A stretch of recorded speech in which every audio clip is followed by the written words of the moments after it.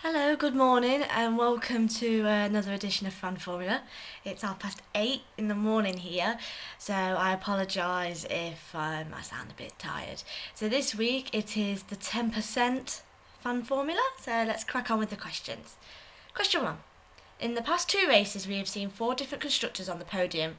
With the recent break, do you think that any of the teams in particular will have made a large improvement, or will this only occur by the European leg? Now, this time we've had 3 weeks gap in between Malaysia and China, and we usually don't get that big a break until quite near the middle of the season. So I do think some of the cars will have maybe improved a bit since Malaysia. The issue is that obviously they're still not at the factory. They're still most of them are taking holidays, or they're in China or in that kind of region as we speak, and it's a lot harder to obviously improve the car, even if they're sending parts in from England and their base camps. It's very difficult when you're that far away to actually do work with the car. So I think some teams will have made improvements with new parts, but I still think that it will be the European races where we see the most impact, because they'll have had time to go home and to really work on the car.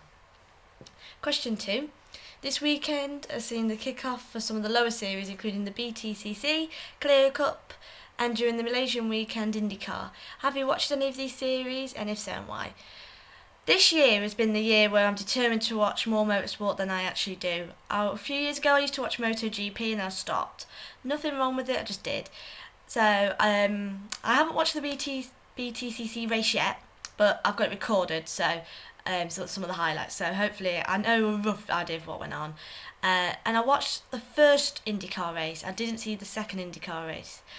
So I'm not sure if I'll continue with IndyCar. I'll keep up to date with what's going on, but it's not. I don't think IndyCar's more for me really.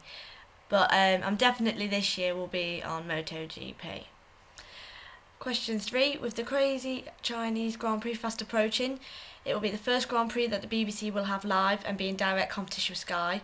Who do you think the channel the majority will choose, and which will you be watching live? I'll be watching Sky Live. I've paid for it, I'm watching it. Now, the BBC would obviously get more viewership because obviously it's more widespread.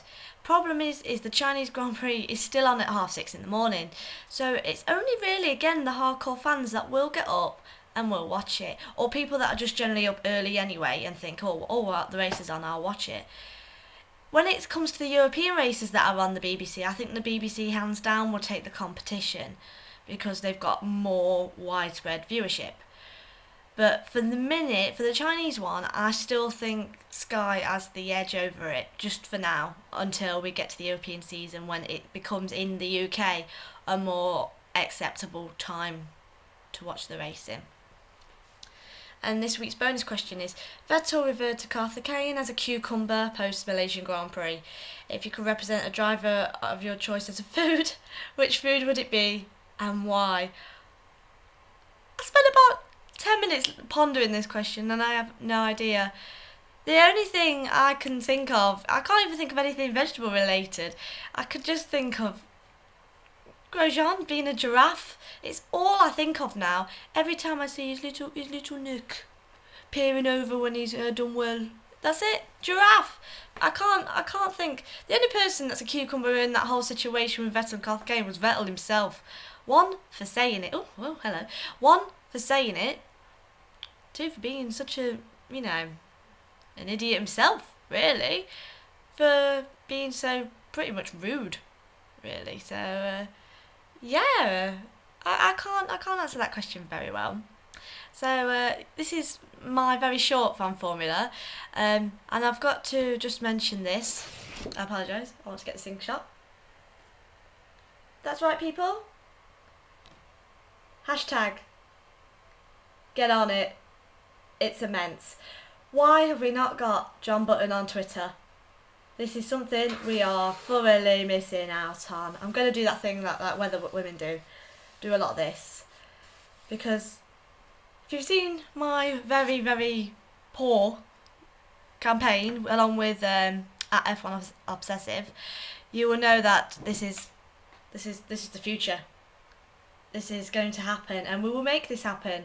And when it does happen, I've already stated that I will get a little button tattooed on me if this can be achieved, and this campaign